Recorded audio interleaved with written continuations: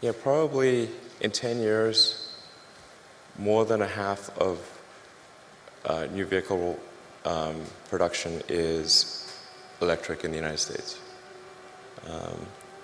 And China's probably going to be ahead of that because China's been super pro-EV. I don't think a lot of people know this, but China's environmental policies are way ahead of the U.S.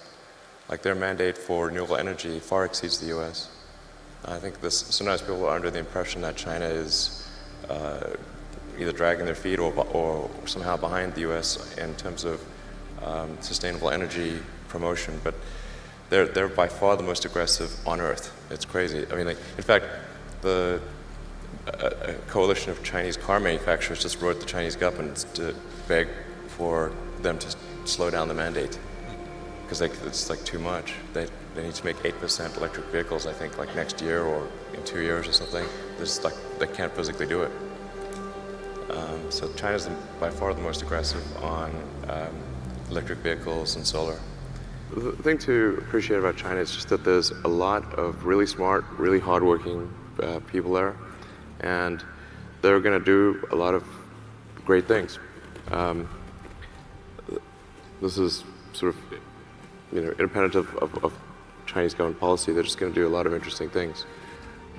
The thing that will feel pretty strange is that the Chinese economy is going to be probably at least twice as big as the U.S. economy.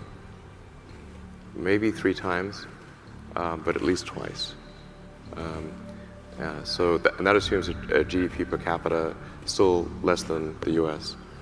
Since they have about 4 or 5 times the population, then it would only require getting to a GDP per capita of half the United States for their economy to be twice the size of ours. So yeah, with respect to China, China's economy is going to be 2 to 3 times the size of the U.S. economy, at least double. So therefore, in order for the U.S. to be competitive on a military level, the innovation has to overcome a gigantic gap in economic output. Okay. So in the absence of radical innovation, the U.S. will be militarily second. Okay. Basic math.